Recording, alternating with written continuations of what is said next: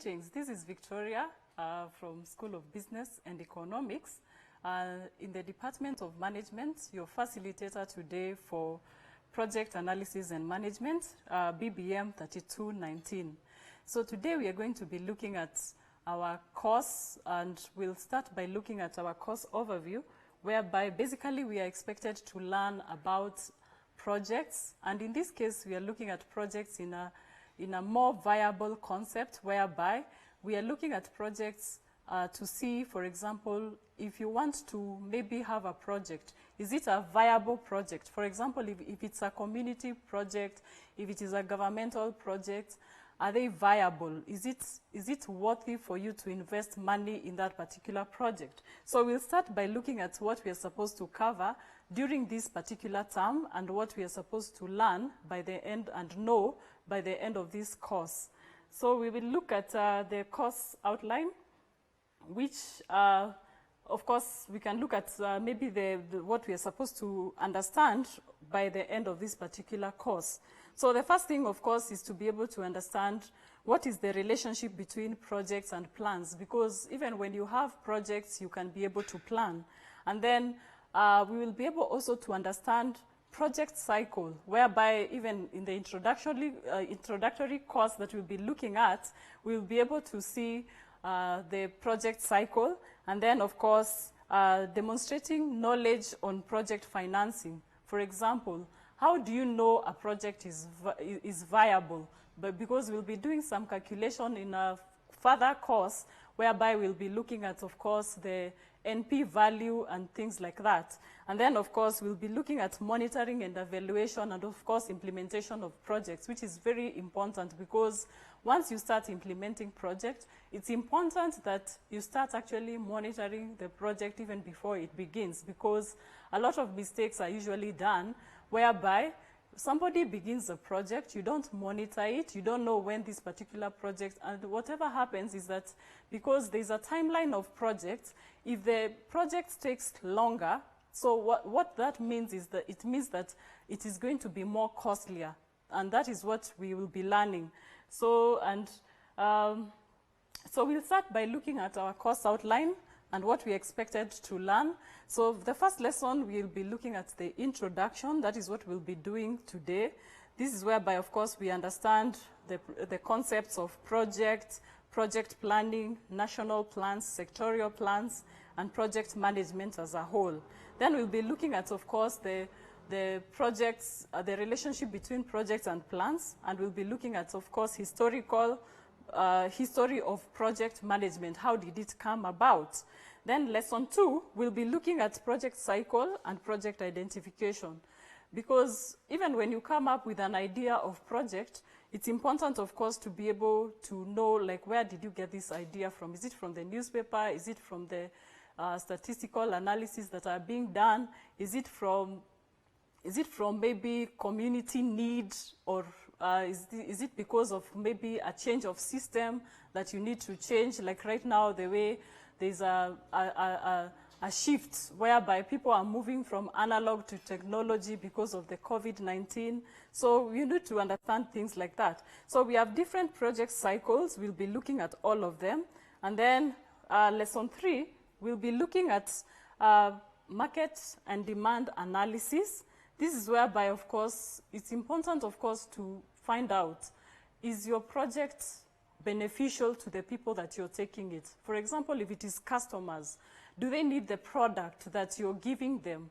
So it's always important, of course, to see how beneficial is that project to the stakeholders that you're situating or targeting that particular project towards. So we'll be looking at, of course, the various objectives and how you collect information to just find out and gauge if maybe that particular concept is going to be viable. And then, of course, the demand forecasting, like will people demand that particular item in case it was a product? And we'll be looking at, of course, the marketing planning. The next lesson, we'll be looking at raw materials and supply studies.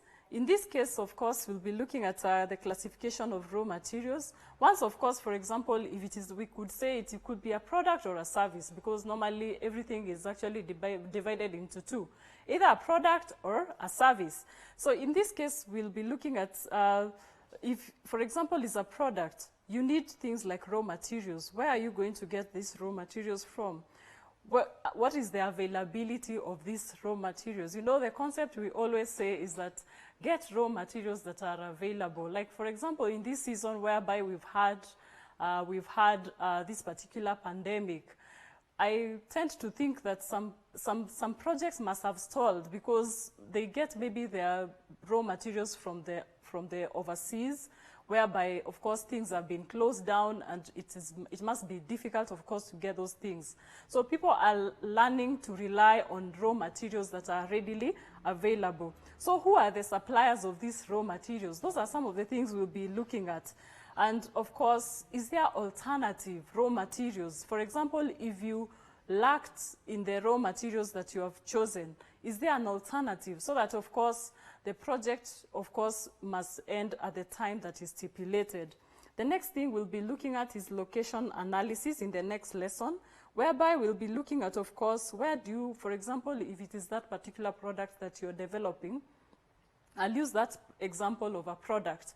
So location analysis basically is knowing where do you situate your maybe factory in case it's a factory, and then what is the environment? Are you looking, because you need to do an environment study of maybe how you're making that particular product. What are the environmental impact assessments of maybe the location that you have chosen? So there's a whole document, of course, that has been released by the government on making, of course, environmental impact assessment. Nowadays, of course, we have even experts who do that for you, so you don't even have to do it. So you pay them and then they do it for you. So you need to assess, you need to get that site location and things like that. Then in the next thing, we'll be having our assessment, whereby we will have to do our Cat 1, of course, which of course will sum up to our final assessment. And then the next thing we'll be looking at is production, program and plant capacity, technology and engineering study. This basically, of course, talks about, of course, the various maybe technologies we are going to employ, for example, in making that one product that we've just given as an example. And then, of course, what is the capacity? For example, is it, for example, if it's maybe lotion, how many lotions, for example, or bottle of lotions can that particular maybe technology produce in a day, or in an hour, or in 12 hours, depending on how production system you have maybe created. The other thing, of course, is the selection of technology. What kind of technology are you going to use? So it's always important, even when you're having that conversation with your people in your organization, to understand what technology are you going to employ. Is it modern? Is it manual? And when it is manual, what is the capacity of holding that manual technology? But of course, nowadays people are moving from manual to, of course, the modern technologies, which of course are computerized and things like that. The next thing we'll be looking at is human resource and organization.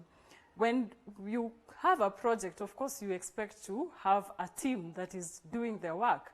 So in this case, of course, you'll be learning how do you, for example, recruit project team, because various, for example, I'll give an example of maybe a construction, road construction. You'll need engineers, you'll need maybe the manual workers, you'll need a lot of maybe electricians, all these people who are maybe diverse in their functionalities. So it is important, of course, that you'll be able to recruit them. So what is the plan of the recruitment? So we'll be looking at, of course, the recruitment process of these particular project teams, and we'll be able, of course, to see how are we going to maybe have, for example, the whole process of recruitment, selection, training them, motivating, paying them. For example, we'll be looking at, of course, engaging them and, of course, developing them further, because even when you have people, you need to improve on what they are doing so that, of course, the project can also thrive. The next thing that we'll be looking at is, of course, we are expected to do Cat 2, which is an assessment as well. So, which of course will sum up for the final assessment for your exams. And then the next thing we'll be looking at in lesson 12 is financial and economic analysis for project financing. This is whereby, of course, we'll look at the various costs. This is like total investment cost, production cost, marketing cost, the cash flows for the projects, financial evaluation, and various, of course, things like NPV, like I said. We will even do those particular calculations to see how viable is the project, internal rate of return, because you need to have returns on your project. You know, for example, these particular projects that are usually carried out by NGOs, sometimes they don't calculate this particular rate of return, because that is why, of course, these particular projects, of course, maybe sometimes don't thrive, or maybe they don't actually, the outcomes are not really measurable. Then we'll be looking at, of course, profitability index, and also we'll be looking at benefit cost ratio and things like that. Then the next thing we'll be looking at, you cannot do this particular course without looking at the project document, or what we call the proposal. So we'll be looking at how to, of course, come up with a proposal, which of course is a document that you can be able to put down every detail about the projects. And we'll be looking at the preliminary pages, and also the main document, and of course the various appendices that you're supposed to attach, so that you can convince your donors or sponsors or your company, because you could be working in a company. Those companies, of course, if you're trying to come up with a new product, they want to see, like, what are they investing their money in. So in this case, the project document, it gives all that information on how this particular product model is going to be carried out. And then the last thing we'll be looking at is a very important factor in project management, which is project monitoring and evaluation. This is whereby, of course, we'll look at various aspects of monitoring. For example, we'll be looking at performance indicators. We'll be looking at logical framework approach. And this particular approach, by the way, you'll find that it is also used as a planning tool. So when you're looking at also planning, you find that logical framework also comes in handy, whereby it can be used actually for planning. Then we'll be looking at theory-based evaluation. We'll be looking at formal surveys. We'll be looking at rapid appraisal methods. We'll be looking at participatory methods. We'll be looking at public expenditure tracking surveys. We'll be looking at cost-benefit and cost-effectiveness analysis. And we'll also be looking at impact evaluation, because we would want to know, like, has that project had any impact? For example, if it is at maybe from maybe 5 years, after 5 years after completion of the project, has it had impact of the intended objective that you had maybe put? Then the next thing, of course, in all our course outlines, you'll find that we assess you, and this case, of course, will have examination, of course, which totals to 70%, continuous assessment, which totals to 20, and the assignments, which is 10, which totals to 100%. So learning methodology here, we are going to be using lectures, like what we are doing right now. We are going to be using case studies where appropriate. We are going to be using site visits. If it's viable, we are going to use videos. We are going to use supervised and stimulated projects. Nowadays, of course, with the enablement and, of course, the development of technology, we have a lot of materials. So I would like to encourage you to go to our website. There's remote library, there's e-resources, and we have various books that, of course, you can be able to even borrow there. So go to online, and, of course, there's a lot of journals that you can be able to read on the particular subject of project management. So it's important, of course, there's a lot of resourceful text that is out there online. Recommended textbooks, these particular textbooks, of course, you'll find them in our library. So it's important, of course, when the university reopens, you make sure that you get yourself in the library and look for these particular textbooks. So we'll start with the introduction, whereby we'll pose a question: what is project? So project, basically, it's a temporal or activity that has definite time. It has, what I usually say is that it has start and end time. That basically defines a project. So it's usually unique in operation. So it's only done once, and will be, of course, even separating, because sometimes people will confuse the word project and program. In the later, maybe, slide, we are going to be looking at the differences between projects and programs so that you don't confuse those two. So project is an unique undertaking that, of course, has a singular goal on achieving a singular purpose. For example, we can say maybe we want to build a house. That is one of the things that we want to build, and we don't want to build a house forever. So it could be maybe a house that we want to build in 1 year. So that is a project. So we can start by looking at, of course, all the materials that are needed, the resources that are needed in terms of maybe capital, things like resources in terms of maybe, of course, the manual laborers and things like that. So it's important, of course, you see that project is one of the things, of course, that defines project is the timing, that it has the starting time and ending time.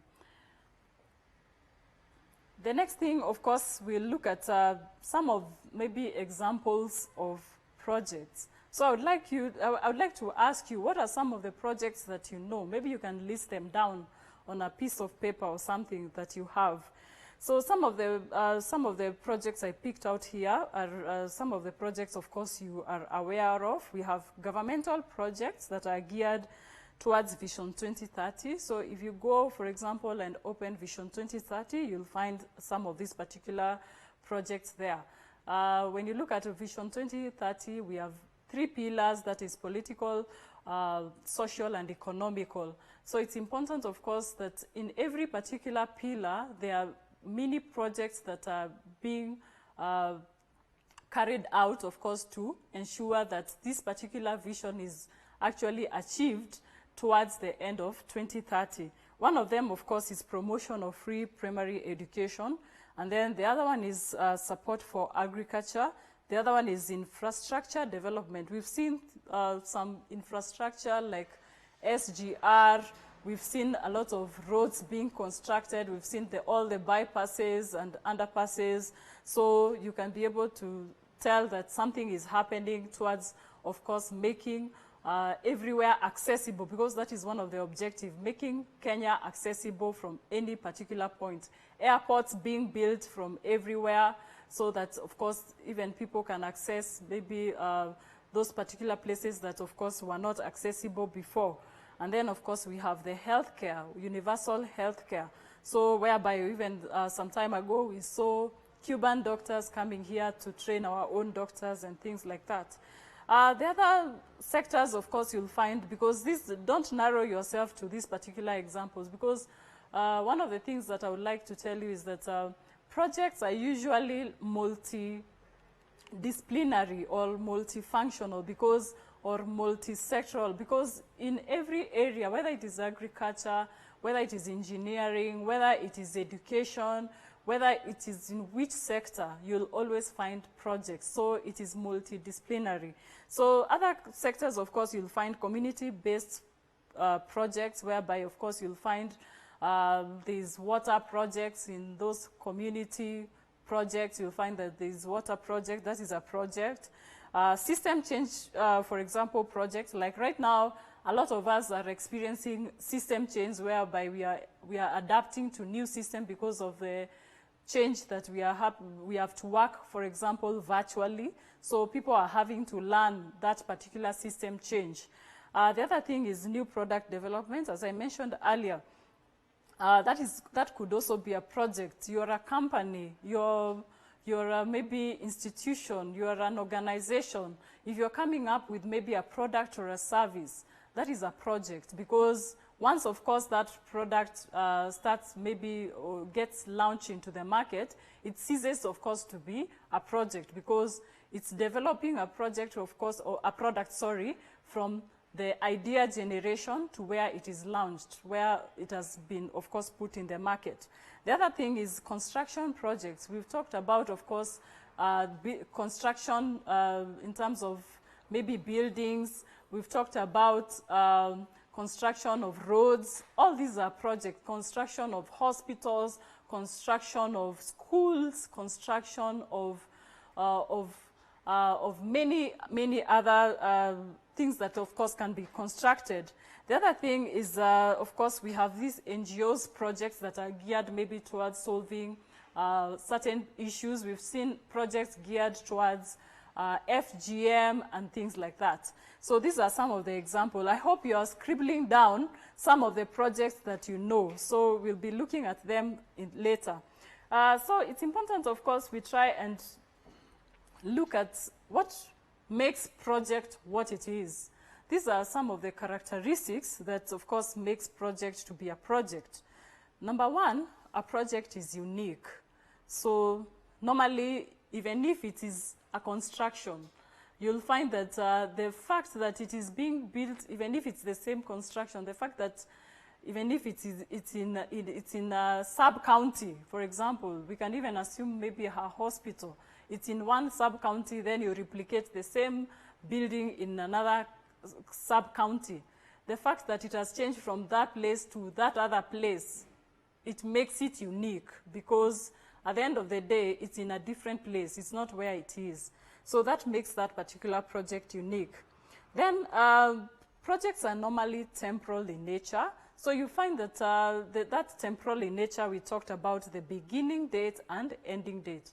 So for example, we could say we are building a hospital for 2 years. So within that 2 years, we need to have fixed everything, and of course, put the fixtures, aesthetics, everything that is supposed to be in that particular, the machinery, everything that is supposed to be in that particular hospital to be operational, to be complete.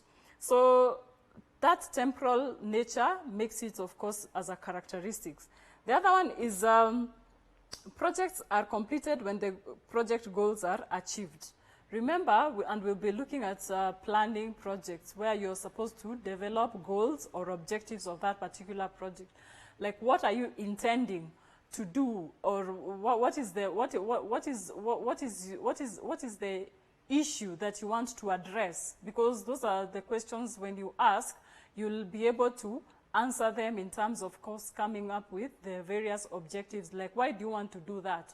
For example, if we say we are building schools, we will say that one of the objectives we will say is that we want to ensure that free, maybe primary education is accessible to all.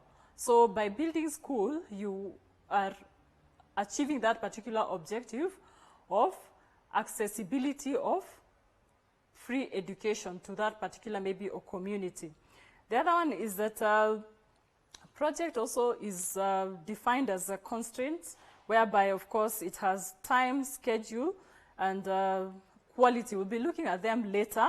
We'll be able to define and explain what those particular constraints mean, because they are more than even what has been written there. Then sometimes you'll find that projects are also sometimes not very familiar. So for example, like right now, the way people are adapting to various systems because of the virtual, even learning itself, like we are doing here. You find that these things are not really familiar, so they are really new to us. And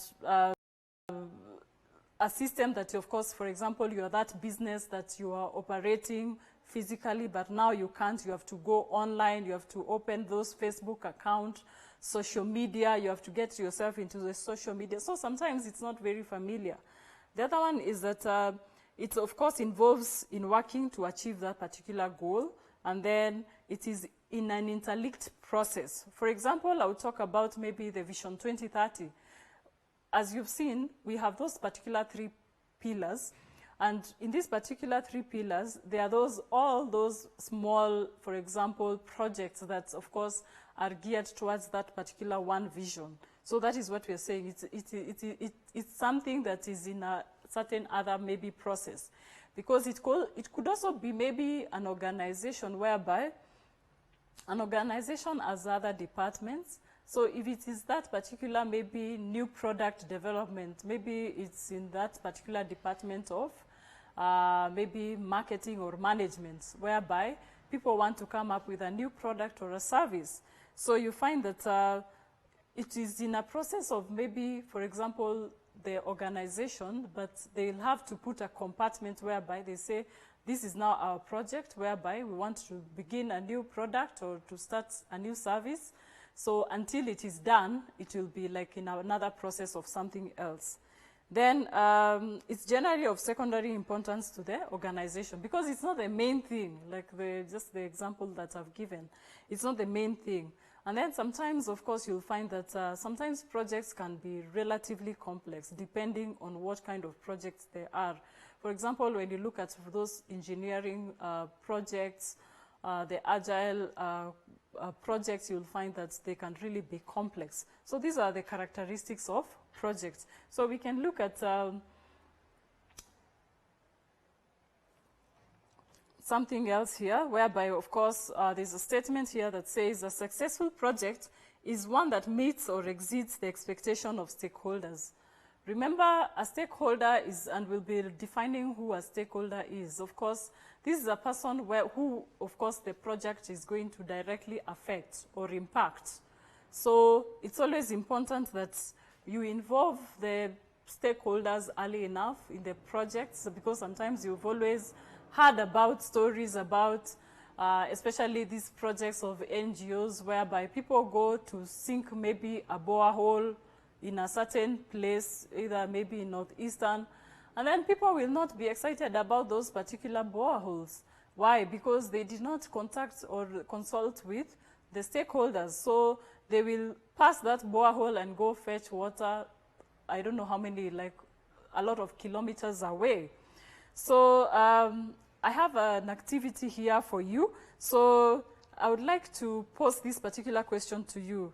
Kindly describe 2 projects within your county. So go to maybe, for example, your website where you come, even if you don't come from that place. Nowadays, information is accessible from where you are, whether it is Kiambu, whether it is Nyeri, whether it is Nairobi. Go to their websites and find out what projects are they doing, in which sector, because all that information is on those particular websites, and then you can be able to see what we are talking about. So even as we describe further how projects are, you'll be able to understand what we are talking about. So we'll move to the next thing, whereby we'll look at the meaning of project management.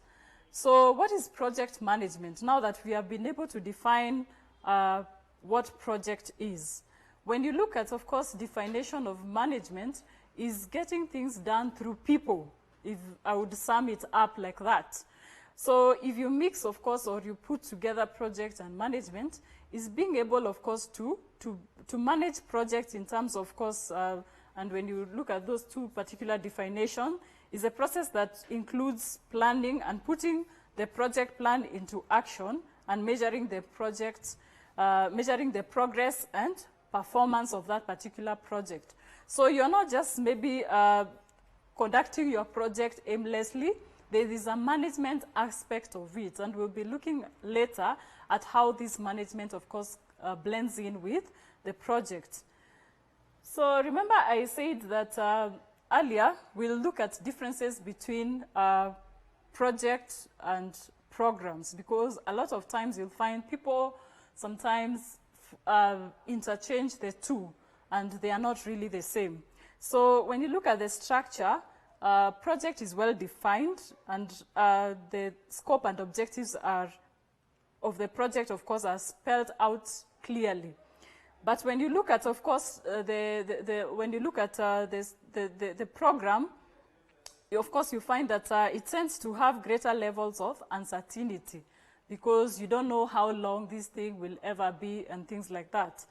And then the second difference is whereby you look at the effort. This is whereby, of course, in the project, it represents a single effort because you're working towards a single goal.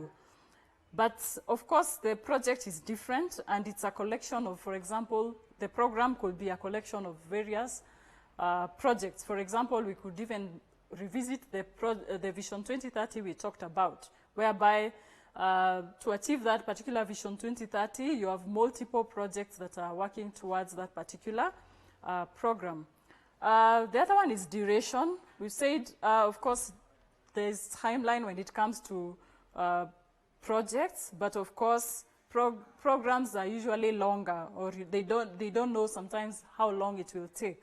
Though, of course, we have some projects that take long, like if we think about, of course, the Vision 2030, that was like almost, I don't know how many years, whereby, of course, the roads are still being constructed.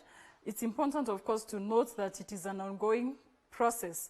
But at the end of the day, when it is done in Vision 2030, we are going to be able to evaluate how far we've gone in towards, of course, finishing the particular project. The next or the last thing in the differentiation between projects and programs, it's benefits. A project team works towards achieving certain outputs, and the end goal is tangible. So when you're doing projects, you have tangible results. Like you can say, if you're sinking boreholes, you'll say these are 20 boreholes. But a program, sometimes you find that the outcomes are sometimes not very tangible as you would like them to be. So those are the differences between projects and programs. So remember we talked about the project constraints that we talked about earlier, which I said it's not just cost, time, and resources, but we have, of course, others which are in terms of scope and quality and risk. So I'm going to explain all these particular constraints, whereby when you look at the costs, these are, when we talk about project constraints, these are those things that, for example, if the project doesn't have them, it will not be able to actually survive. So the first one is, of course, costs. This is whereby, of course, you have to have a budget of the particular project. Remember, when we talk about costs, these are finances, whereby, at the end of the day, from the economic studies that we've done, you'll find that what we usually say is that resources are limited. So there's that opportunity cost that you have. For example, somebody will have to forgo something to get that particular maybe item. So since resources are limited, so you find that, of course, even those particular projects, if it's the company funding the particular project, you'll find that it must be viable. And what is the cost of everything from the beginning to the end? Then scope. What is it trying to achieve? What is the reason or purpose for that particular project? Remember the example I gave earlier about maybe, for example, free primary education, whereby we are building a school for children to access free primary education. So what is that scope of your project? In case it is a product, what is your product? What solution is your product bringing to the society or something like that? The other one is quality. These are standards, of course, that are supposed to be achieved by that particular project. What is the standards? And of course, we know standards in various forms, whereby there's those standards, of course, that have been laid out. And even those companies that are ISO certified, you find that there are standards, of course, that you have to meet to actually be on that particular standard.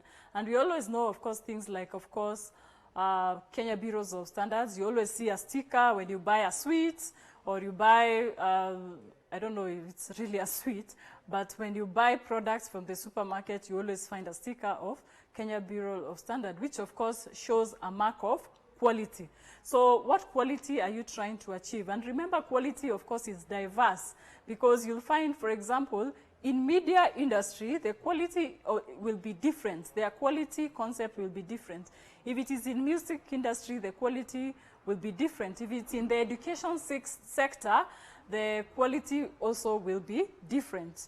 The other thing is risk, and it's always important, of course, to evaluate the risks. What are some of the negative impacts or something that might happen that might maybe affect your project? Like right now, a lot of projects have been affected by this particular pandemic. This is a risk. And of course, a lot of us didn't see this coming. So there are those particular risks, of course, you can be able to manage. And there are those external risks that you cannot really, you have to adapt to them. Like, for example, this particular pandemic, everyone is trying to adapt around it. The other one is resources.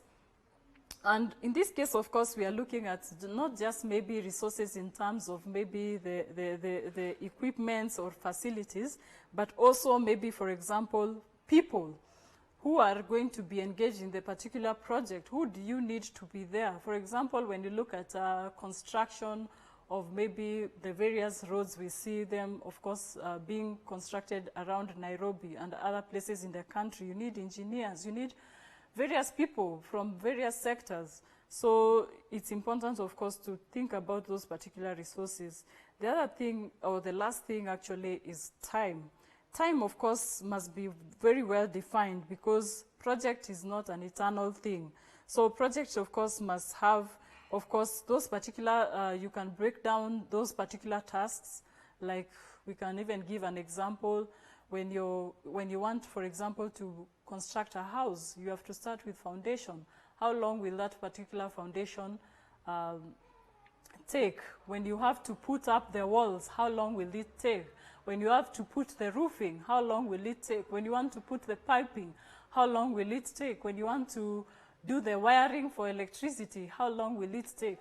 When you want to put up the windows, how long will it take? When you want to paint, how long will it take? When you want everything to do with the construction of the house, you have to stipulate those particular tasks so that you know by the end of maybe 1 year, if that house is going to take 1 year, because you can be able to estimate when you put those tasks and the timings, you are able to understand how long it's actually going to take.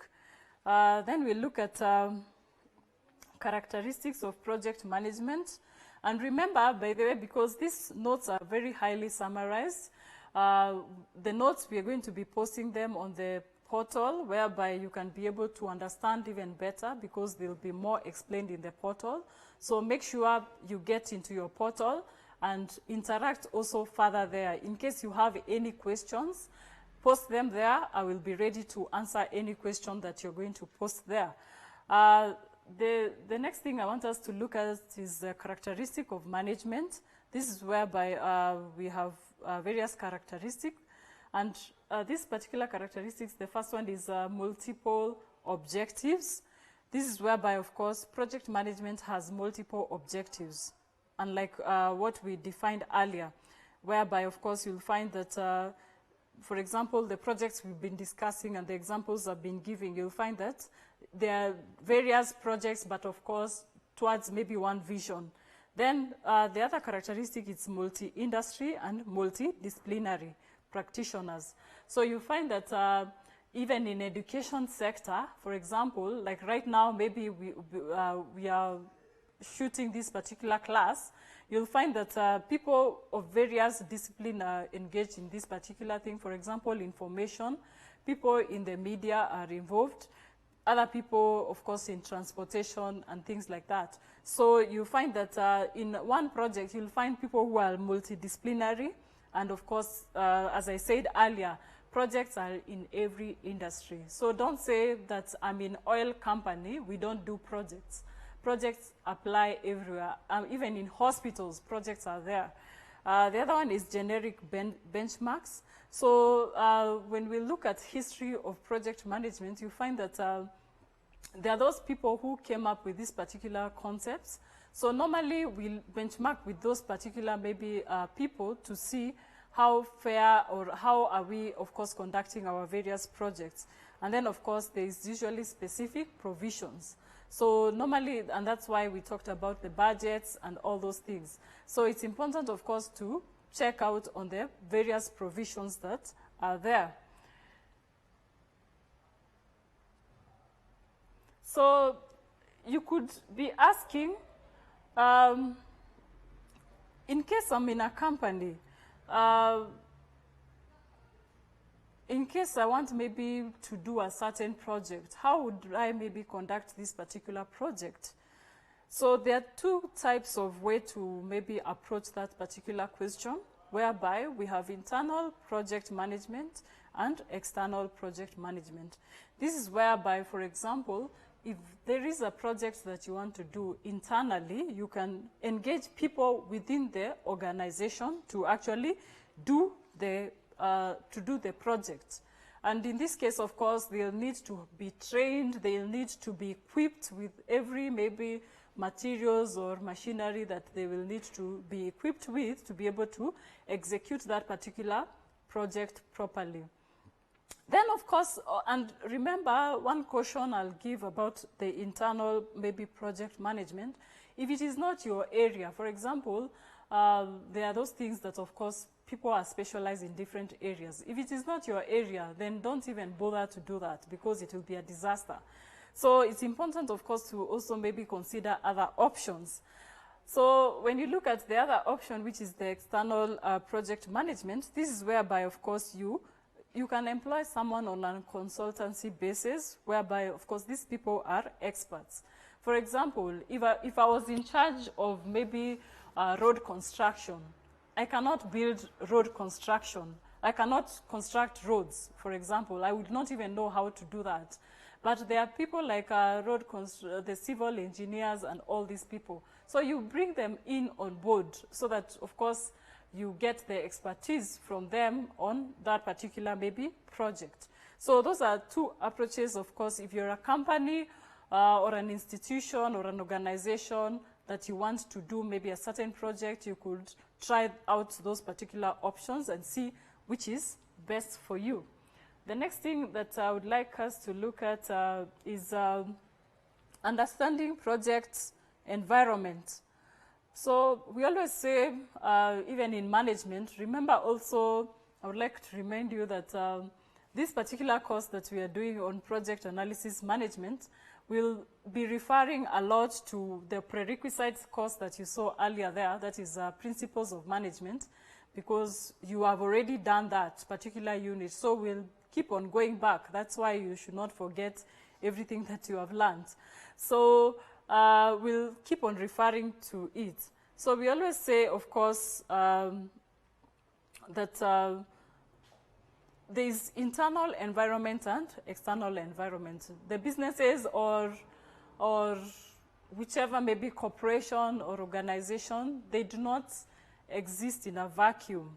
There is internal environment and external environment. Internal environment, normally, we are able to control internal environment. External environment, it's difficult to control external environment.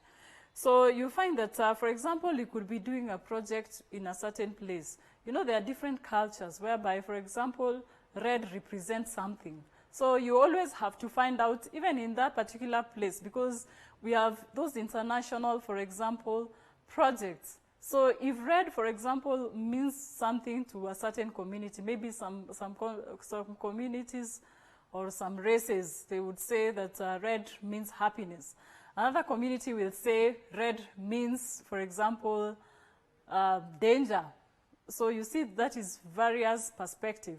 So it's always important, of course, to consider the environment which the project is being carried out. What is their culture? Because we are multi-diverse culture in the world, especially if you are in those international arenas. Social, what are the demographics, for example? Who are you dealing with? What are the ages? All these social aspects, the languages, all these things. International, maybe aspect of the environment. Of course, as we have said earlier, it sums up with the cultural and social. What is the political system? We have all these political systems. And then we have, of course, the physical, whereby the location of the particular project. What affects maybe that particular area? What is the weather like? Will it support, for example, if it's a product development? Is the area conducive to produce that particular product? Because you see there are those products that are affected by temperature. humidity, and things like that. So it's important, of course, to consider those particular things and understand, of course, the project environment that you want to, of course, you are intending to have. The next thing we'll be looking at is project life cycle. This one I'm just going to rush through because in the second lesson that we're going to be having, we're going actually to look at the life cycle more in depth. So basically, when you look at this particular cycle, we have the initiation. This is whereby, for example, you have the project idea. Where did you get this particular project idea? You know, for example, sometimes we have water projects. Maybe you saw a need that is in your community that needs water. Accessibility, there is a need for maybe roads in terms of maybe goods being taken in and out of maybe a certain place. Then, of course, once you initiate that particular idea, of course, we always say you must have like almost 5 ideas. And then, of course, do maybe a feasibility analysis towards those particular ideas to see how viable is those particular, how viable are the ideas that you have. And then once, of course, you qualify that particular idea, you go in the next step, which is, of course, planning and designing. And we'll be looking at planning shortly, whereby, of course, it's important to lay out your plan for that particular idea that you have generated. And then, of course, you have to design everything to do with it. And then once, of course, you've been able to plan, you can execute. Remember, different books will have different terms, like execution, and sometimes it's in project, you'll find they talk about implementation. So it's also important when you find implementation, don't overrule that particular person. So execution, this is whereby, of course, you implement the particular projects that you have. And then, of course, we have the monitoring and controlling system. These particular points, and as when you read different books, of course, they will have more items on the project life cycle than maybe what we have here. So this is just a basic concept of project life cycle. So it's important, of course, that like monitoring and evaluation or control systems, you'll find that it begins from initiation, whereby when you initiate that particular idea, that is when you start actually monitoring. Some authors will say that. And then the next one is completion. When you complete this particular project, you find that, of course, you have achieved maybe the goals that you wanted to achieve, and then the cycle begins again, whereby you can replicate that particular maybe project in another area and things like that. So what are the benefits of project management? Why is it beneficial that you have to do project management? So the first one is, of course, there is that increased concentration on specific objective, as we said, that you're working towards a single goal. When you looked at the characteristics, you remember that. Then, of course, it's more efficient to use because you'll find that the company resources are utilized well because of the underlying processes like what we have just looked at, project life cycle, where we are talking about monitoring, where we are talking about a plan, whereby we are talking about implementation and all these things. So there is that efficient use of resources. So resources are not put to waste. The other thing, of course, there is increased accountability. And especially when you look at monitoring and evaluation, we will be looking at that in depth because it's a lesson by itself, whereby people will be more accountable. Because remember the various tasks, like we talked about the construction of maybe a house, whereby, of course, you know how many materials and what materials are needed for maybe laying out the foundation. When you put a slab, when you put out the walls, when you put the windows, when you do the coloring, all these things, you find that everything is accounted for. So when you have that particular plan, you'll go and check and see. For example, we said we are supposed to use these materials. Are they the ones that we have used? Have we used, for example, 20 bags of cement? If we have overused, why have we overused those particular bags of cement? Something like that. The other one is its potential for healthy competition between functional and project units, whereby, of course, we said project could be a part of course, a bigger organization. So you'll find that it can bring about, of course, other people to change how they operate. The other one is there's reduced disruption of functional operations, and then there's enhanced visibility of strategy implementation. Then there's, of course, life cycle costs, as I talked about, of course, putting those cost estimates even on the cement or the windows and everything else. Then, of course, there's increased product development and release speed, because remember, project has that particular timeline. Improve formal and informal communication.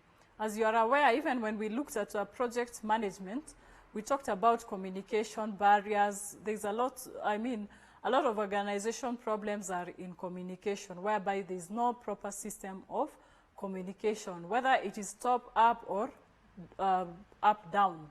So it's important to establish communication system of course, how project, of course, is being operated. The other one is simultaneous multiple objectives. There is that control. Then there is improved security of project-related information, because there's a system of how things are being done. Then there is improved team spirit and cohesion. Remember, we talked about, of course, even when you have team on board, you just don't, they are not just supposed to be just workers who are just working with no maybe motivation of some sort. So when you even motivate those particular people, whether it is in decision making, whether it is in maybe the various motivational things, either extrinsic or intrinsic, you'll find that they will be revived and they will have that team spirit whereby they can be able to work together. The other one is improved innovation through use of multidisciplinary decision. Remember, we said people, for example, there's a project, of course, that one could be having. You can have a lot of other people who are not maybe basically even us who are in the education sector. We might engage other people to get, of course, their input. So you find that that, of course, makes the decision making even better. And then, of course, there's opportunity to develop in-house interdisciplinary and multidisciplinary teams, individual and management skills. So that is potential benefits of project management. The next thing is on the relationship between project management and general management.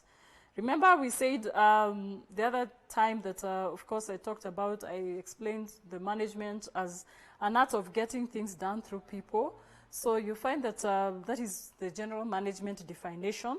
And of course, project management covers the whole range of functional management areas. So as we'll be looking at the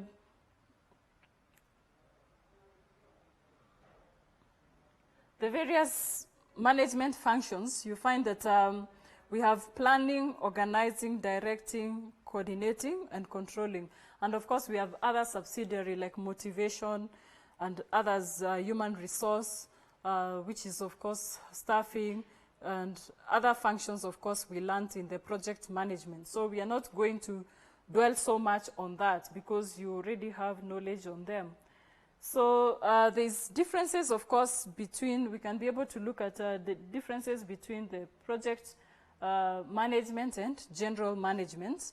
And the differences between project management and general management, the first one is that the project management is usually employed in projects that are temporal and time constrained.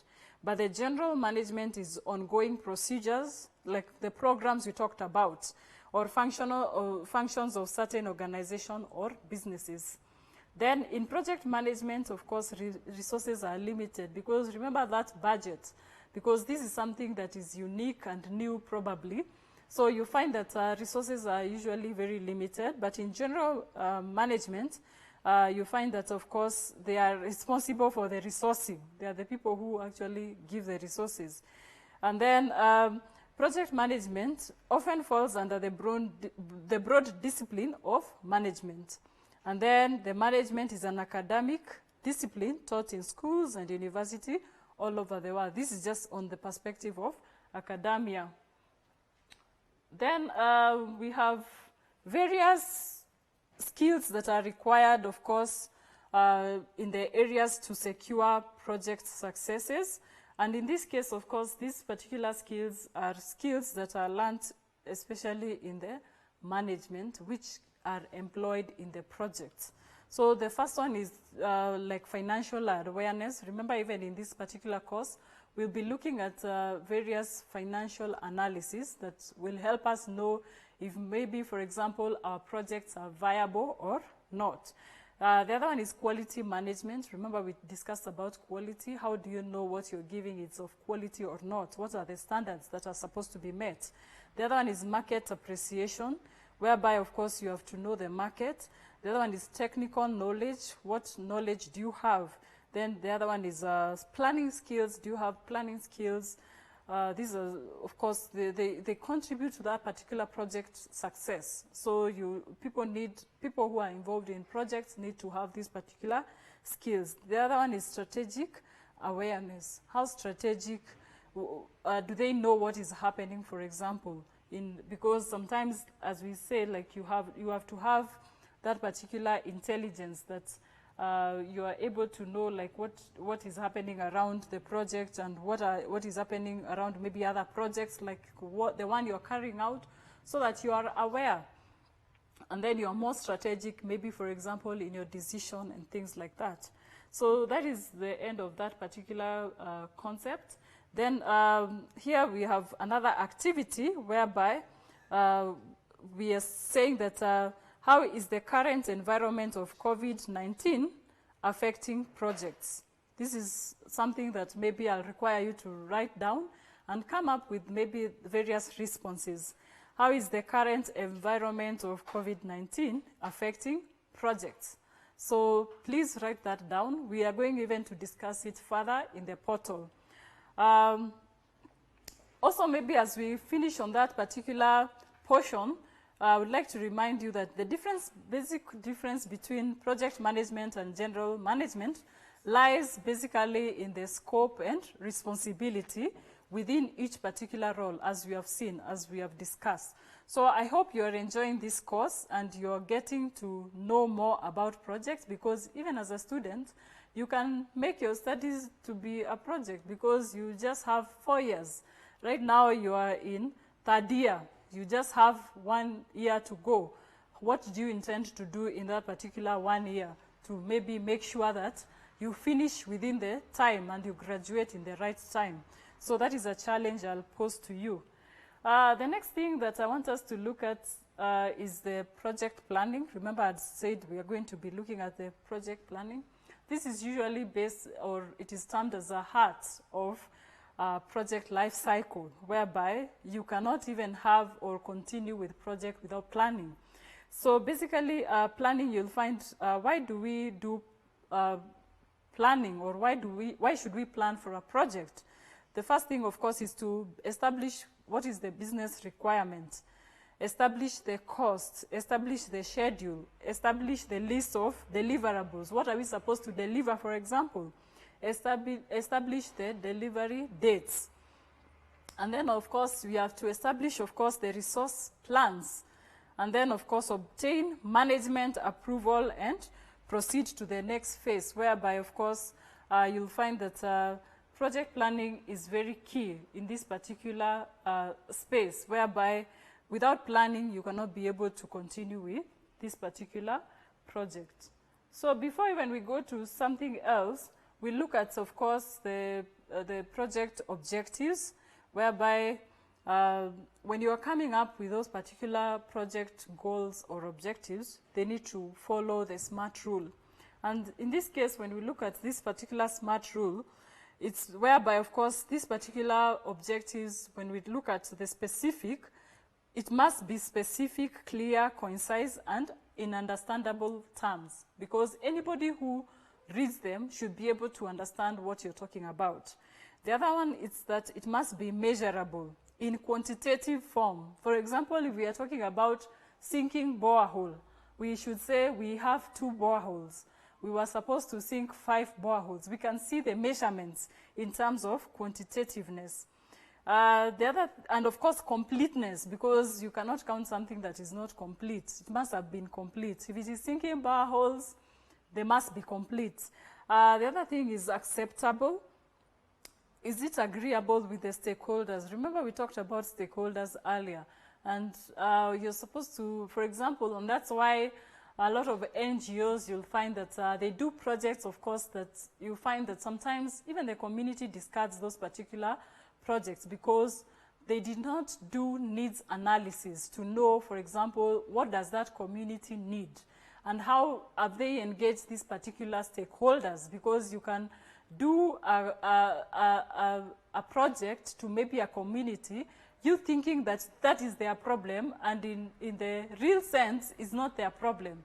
You are the one who thinks that they have a problem, but they don't have that particular problem that you think they have. So it's important, of course, to be able to do that needs analysis to find out, do they have a need for maybe water in case you want to sink that borehole? Do they need that need? Do they have that need for water? The other thing is realistic in terms of achievement.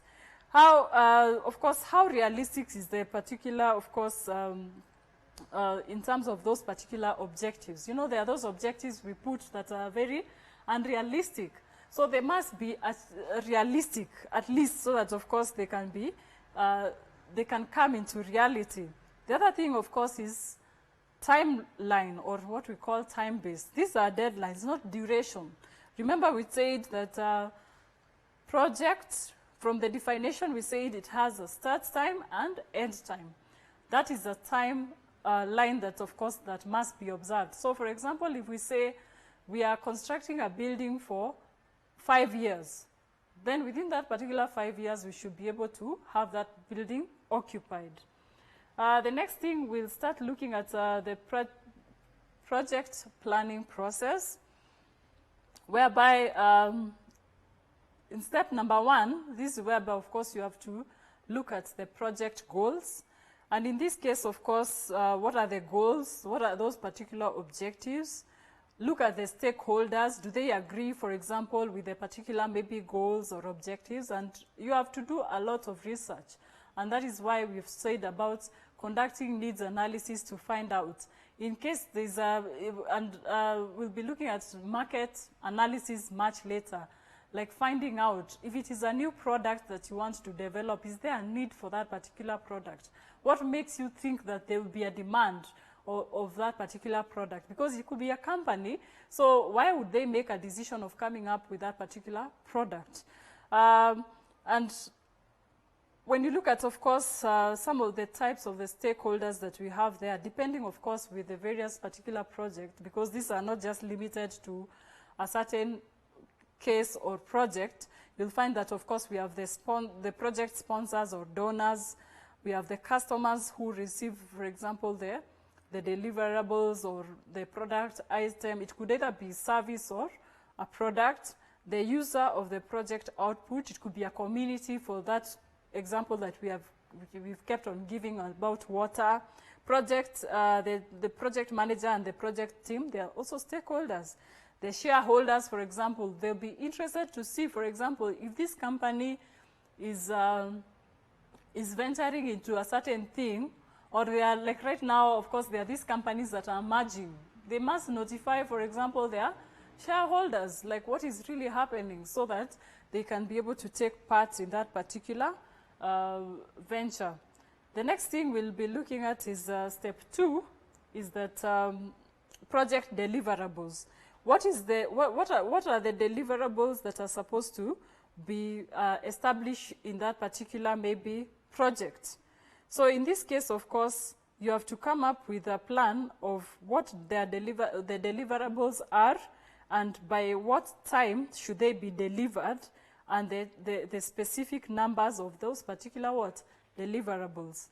The next one is the project schedule, whereby you look at, of course, the various tasks that need to be carried out in each deliverable. Remember the deliverables we've talked about. For example, we could say if a deliverable is laying out the foundation, Then laying out of the foundation, of course, has various tasks. So those particular tasks is what we are saying that you can schedule them. And that is what we are calling project scheduling. So each particular maybe task, you can determine the amount of effort that is going to be used. For example, who is responsible for that particular task, so that, of course, it can be followed through who is doing that particular task. And that is why we were saying in project management, there is accountability, because when all these things are done, are well planned, then you'll find that it will be easy to actually follow through and see who was responsible for what. And if it has not happened, that person, of course, will be questioned and will be responsible for maybe achieving that particular thing. Still on that particular point of the project schedule, we are saying that, of course, sometimes you'll find that a project could fall behind the time that they are supposed to be. Remember, sometimes, especially the donor-funded projects, you'll find that they've already said, if it is World Bank, they have said they want to do this particular, and you can actually go to the World Bank website and look at some of the projects that they've done. So you'll find that if they say the project is 3 years, they want that project to be done within the 3 years. So if a project is running late to maybe be achieved, you'll find that, of course, it's important for you as a project manager to be able to see how can you renegotiate maybe the deadline. How can you, for example, employ more resources to ensure that the project ends at the time that it is stipulated. And then how can you, for example, reduce the scope of the project? Because if in case you're not able to achieve it, and in case the scope will not affect the objective of the project, then how can you be able to do that? So you have to, of course, have that particular project schedule to justify any option that you choose from those ones that we have talked about. Either you renegotiate the deadline of that particular project, or you employ additional resources to ensure that the project ends on time, or you reduce the scope. So whichever option you choose, you have to use the project schedule. Step number 4, which is the last step, you'll find that we have what we call supporting plans, whereby these particular plans, of course, are used to the bigger plan of project planning, whereby they have various plans which come together to ensure that the project planning is complete. So project planning, of course, you'll find this is, of course, a project plan is a full document, and we'll be looking at project, for example, proposal, which could also act as a project plan, so that you are able to see, like, how can you be able even to come up with your own project, maybe proposal, in case you have a project, either it's for your community, governmental, or whichever project you will want to propose. So here we have the project plan, which of course encompasses other project plans. And the second one is the resource, whereby of course you have to look at various resources that are going to be required for this particular project, looking at, of course, resources like labor, equipment, materials, quantity of each resource that is required.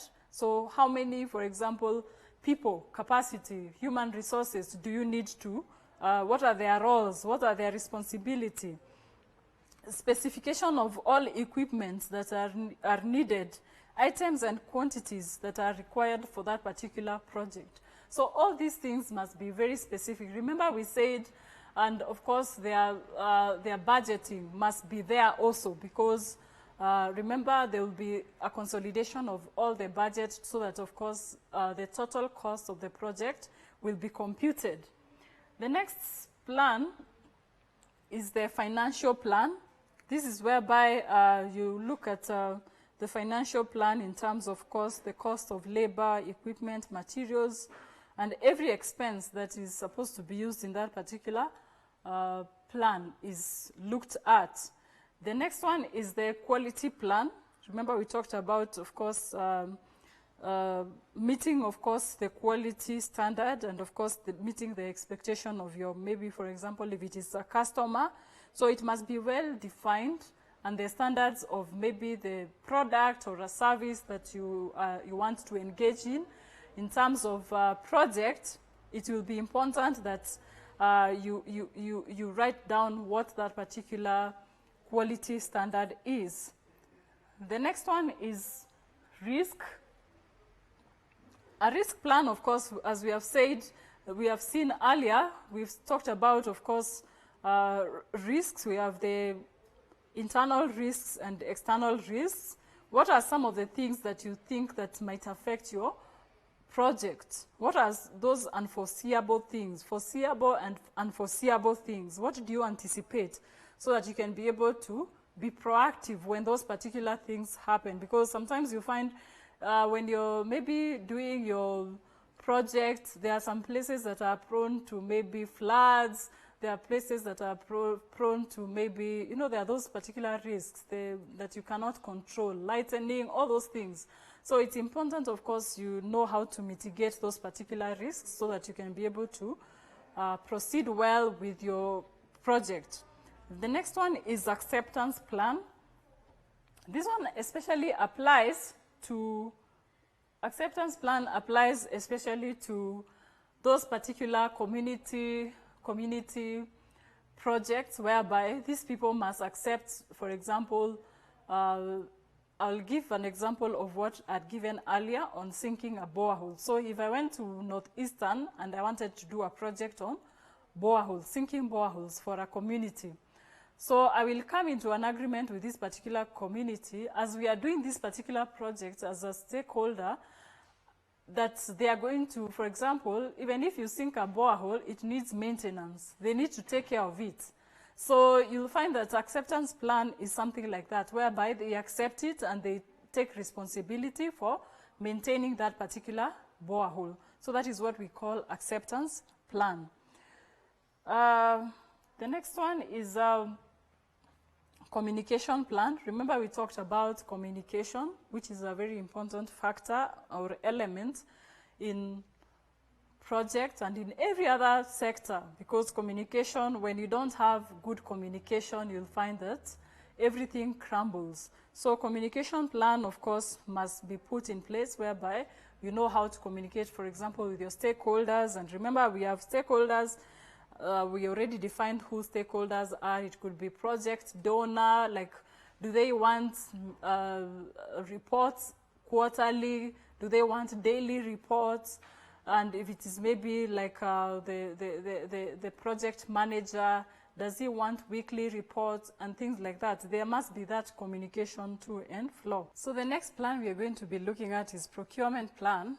And in this particular procurement plan, we are looking at, of course, on how to acquire the various supplies that need to be acquired by looking at various suppliers. You know how you have to get suppliers to know who gives you the best quotation and things like that. So you have to be able to get those particular supplies in time so that, of course, they don't delay. And it's always good, even in this particular procurement plan, to have an alternative supplier so that if one delays, you have an alternative supplier who can deliver maybe, for example, the raw materials that you need to do your particular project. The next one, or the last actually plan, not even the next one, the last one is the human resource plan, which of course talks about the human resources, who are the maybe personnel that you're going to engage in the project. How are you going to recruit them? What are their roles? How are you going to pay them, for example? How do you calculate their payment systems? And what, for example, are their benefits as employees? What is the number of the people that you require? And when do they begin to work? Because, as we said, projects have time limits, and let them know. And even when you look at, if you could go to the newspapers and look at Brighter Monday, you'll see some people and some job adverts that talks about having a project, and they tell you there because they already know, like, this is not a full-time job. It's a job that will be required maybe for just 3 years, and they write there. So it's important, of course, to to see how you're going to engage them in that particular maybe short period. So human resource plan should be very comprehensive in terms of course, their leave days, their benefits, how you're going to motivate them, how do you intend, of course, to train them, because there's that developmental aspect that we talked about, because they need to be developed, they need to be equipped for that particular project.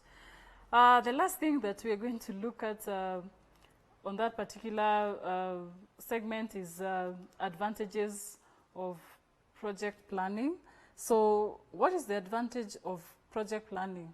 Basically, you'll be able to finish the project on time. So if a project is 1 year, you'll finish within 1 year because there's a plan that you're following through. The other one is you have the continuous and uninterrupted workflow with no delays. Like the work breakdown structure that you could maybe have. We have those particular tools like Gantt charts, whereby it shows you how the milestones that you're making and what you need to do so that you are able to finish your project in time. There's cost control because there's all these plans, like we've talked about, having alternatives of course, especially suppliers, so that if one person does not deliver the raw materials, you have another person doing that so that you control the cost. The other one is reduced amount of rework or fewer changes.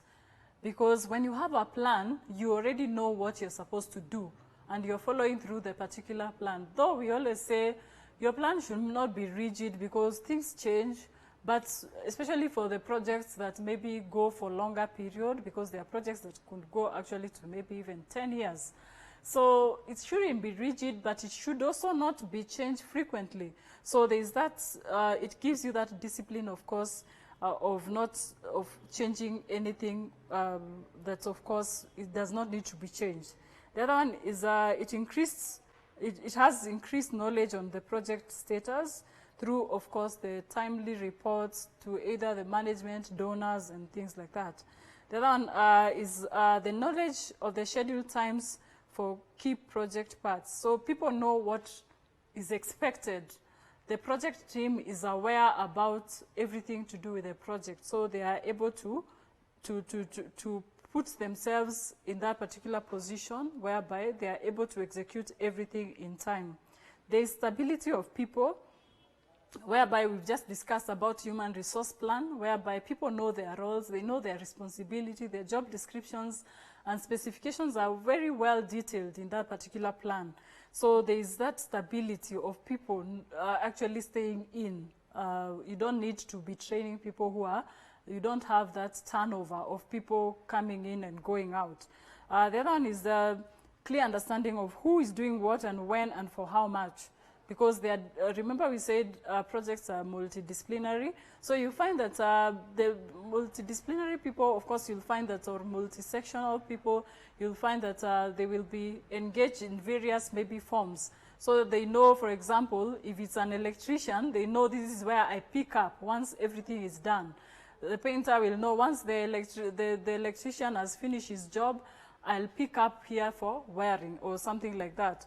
The other one is integration of all work to ensure a quality project for the owner. Then the last one is that you run the project instead of the project running you. So if you don't have a plan, you might find that the project will actually start running you instead of you running the project, which is going to be quite something that you will not want to engage in. So we have two types of plans that we have selected here. Remember, of course, these are not types of plans like we discussed in the principles of management, but they're just plans that we have just picked up in this particular course, especially for the governmental plans, whereby we have the national plans and we have the sectorial plans. And in this case, when we talk about national plans, these are plans that, of course, that have wider scope. For example, we have national plans that, like the one we've talked about, they are 5 years and above, like Vision 2030, which, of course, talks about a lot of other things, like we talked about the 3 pillars, the economic, the political, and social pillars. So it's important, of course, that you know like most of the counties, you'll find that they have these particular plans that are 5 years and above. Then we have the sectorial plans. These particular sectorial plans are plans that are specific to the particular maybe sector. It could be maybe agriculture or mining or fishing, dependingly. So you'll find that these particular sectorial plans, of course, are smaller than maybe the various national plans. And normally you'll find that the sectorial plans are usually geared towards achieving the national plans. So you'd maybe wonder, what are some of the managerial roles would a project manager have? So a manager, of course, has a lot of tasks because he's the person who is in charge of the project, and you'll find that a lot of things that's for maybe, for example, for the success of the particular project and to ensure that the project is finished on time, you'll find that everything lies actually on the manager and how well they manage that particular project. So the first thing, of course, they must be able to establish the success criteria for their work. What do they want to achieve? And then, of course, they must be able to develop plans to achieve the success criteria. And then they must be able to work in progress and measure the performance. Remember, we talked about monitoring and evaluation. So that particular measurement of the various performances and some of the tools we've talked about, the implementation tools like Gantt charts, you're able to look at the milestones of what you have achieved so that you are able to make decisions. Because manager, of course, is supposed to look at everything that is happening and to monitor if everything is happening at the right time. Then, of course, they must be able to compare the current performance with the desired performance. So, for example, if I was doing a project which is supposed to last 2 years, that is 2019 and 2020. So we are in which month? We are in May. So in May, we are supposed to be somewhere. Remember, we laid out our plan in 2019. So I will ask myself, where we are right now, are we supposed to be where we are in this particular May? So if we are not, then we need to have, for example, a corrective action. That is what managers do. So the corrective action will actually be based on actually to see what is that deviation of the desired outcome versus the current, the desired performance versus the current performance, and then you are able to have a corrective action. Then once, of course, they are able to get that, and then they are able to see how can they set up a plan to ensure that the corrective action has been implemented, and then also implement that particular corrective action and be able to also monitor again the whole particular project once again to ensure that the project is on course. The next thing I would like us to look at is the benefits of good project management. This is whereby, of course, you'll find that there's better efficiency in delivering services.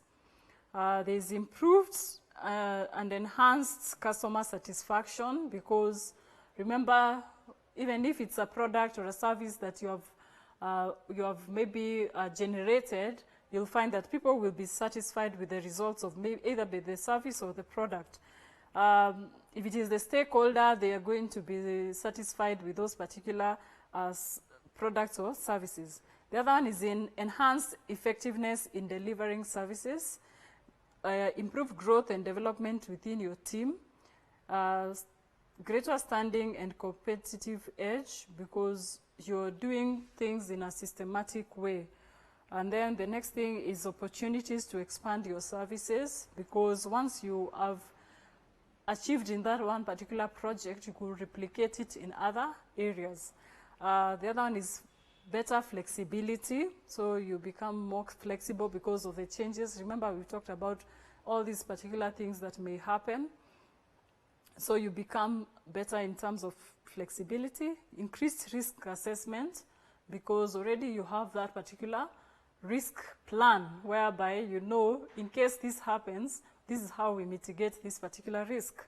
And then there's increased quality because you have that quality plan whereby you have already defined what your quality is, what your quality standard, what are those expectations that need to be met. So that is that on the benefits of the project, of a good project management. The next one is we'd like to look at, of course, the history of project management. So we have examples there of ancient projects. So I would like you to know that project basically is not a new concept per se, but of course, for it to be institutionalized, it is a fairly new concept, not very new, but for it to be institutionalized, it is around 19. We'll be looking at the history so that you are able to understand what I'm talking about. So some ancient projects that you can see there, we have the Noah's Ark. That one is in the reference from the Bible, whereby you can check that out in your Bibles, whereby there was all these materials, definition of maybe how the ark should be built, and it had a start time and end time. And of course, there were resources that were used, people who built the ark, and things like that. And of course, specification to ensure that the ark will not seep in the water. Then there's an imaginary photo there of Tower of Babel, whereby these people wanted to build a tower, still reference from the Bible, to reach God. So this is just an imaginary photo whereby they came together, they had one. That is now the beauty of project, especially when you're working in cohesion, whereby you have one goal that is set, whereby you want to do this particular thing and achieve it and finish with it. The next one is the pyramids of Egypt. These are closer here, whereby they were built some time ago. So please go and check out when they were built and why were they built. And then we have Great Wall of China, which was built many years ago. And other examples like ancient Rome, you'll find that they have all these construction of the ancient buildings which have been there for hundreds and hundreds of years. So it's important to actually check them out. And closer to us, we have Fort Jesus, which was built actually in 1593 and 1596. So it was built actually within 3 years. And it was a military sort of a place whereby you can find more information about it. So these are some of those particular projects. And every project that you find here had a purpose. They had a purpose, they used resources, they had timelines. So they were not like eternal, for example, projects. So you find that, that they had timelines. So when you look at, of course, how the project management has developed or evolved from those particular maybe ancient things that we have seen, you find that, and you remember from our class of principles of management, whereby we looked at the theories of management, the classical management, looking at the Frederick Taylor, Henry Fayol, and Max Weber. And also we looked at the neoclassical theories, whereby we looked at human relations theories. And we looked at, of course, the modern theories, whereby management by objectives and things like that. So all these particular management concepts, we are actually using them in the project. And when you look at some of these developments, you find that they have come from the management perspective.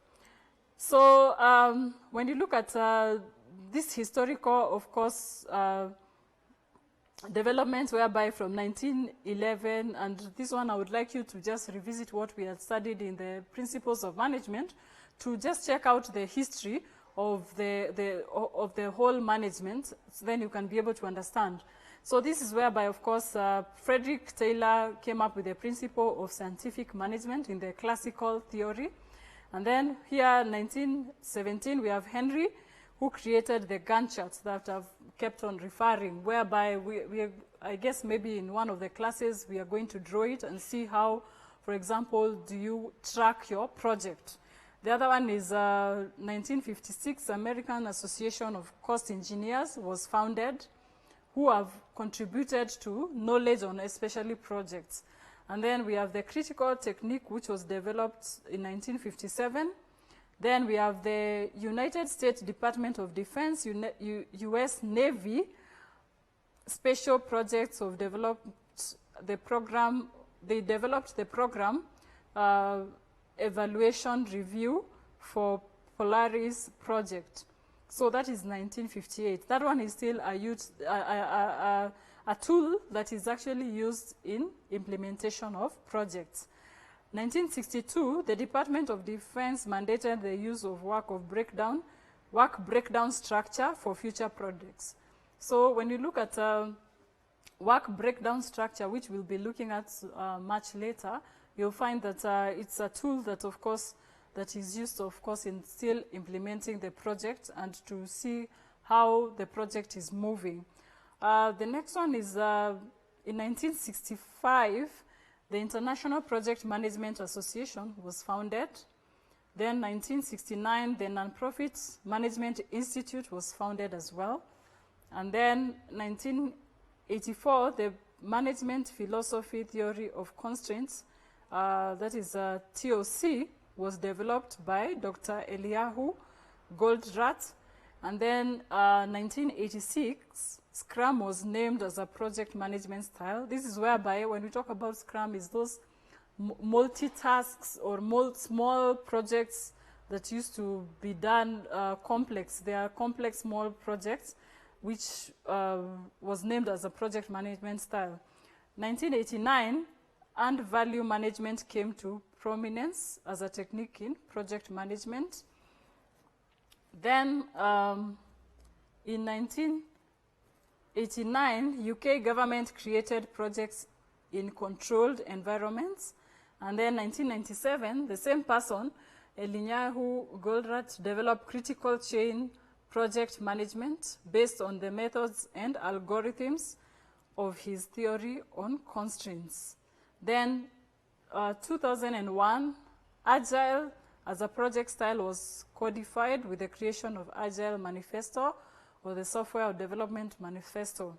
And then 2008, projectmanager.com was released, bringing project management into cloud. So that marks our end of this particular lesson. So in every maybe concept, we have this student activity. So far we have 3 student activities. This last one talks about you identify one ancient project and one modern project and examine their relevance to the development of history of project management. Our student activity today is identify one ancient project and one modern project and examine their relevance to the development of the history of project management. So to just sum up the history of the project, you'll find that as a discipline, project management has developed from different fields of application, including construction, engineering, and defense, according to the history we have looked at. There's more details to that particular historical background that is there. So when you go to your portal this week, I'll have posted those particular notes. So please make sure that you refer to them because there's more details to those particular historical outlines that we have been given there. Then the last thing we look at, in every end of the lesson, we have the review questions. There we have those questions that you could either find them in your continuous assessment or your final exam. Define the following terms, that is project. So I would request you to actually go and do that. Define project without looking at your notes after you have read. Define what a project is. Define what a project plan is. Define what project planning is, define what project management is. Then be able to differentiate between the general management and project management and give maybe a benefit of each. And then why is it important to involve stakeholders when planning a project? Remember we talked about the stakeholders. So we've talked about a lot of things. I hope you remember all of them. So in case you didn't understand anything, please go to the portal this week. Make sure you log in and let's continue the discussion there. So until the next class, kwaheri. See you again. These televised lectures supplement our robust online learning going on our MKU online platform. You can view more on our televised lectures via our online platform. We are in a digital era, and Mount Kenya University knows this. The following are the steps to follow so as to complete your online application. Download the application form from the website www.mku.ac.ke. Attach copies of your academic certificates and ID. Pay the application fees via M-Pesa pay bill number 270988. Your ID is the account number. 2,000 shillings is the charge for a postgraduate. You can also deposit in the bank accounts provided on the website. Then email all the above to apply@mku.ac.ke.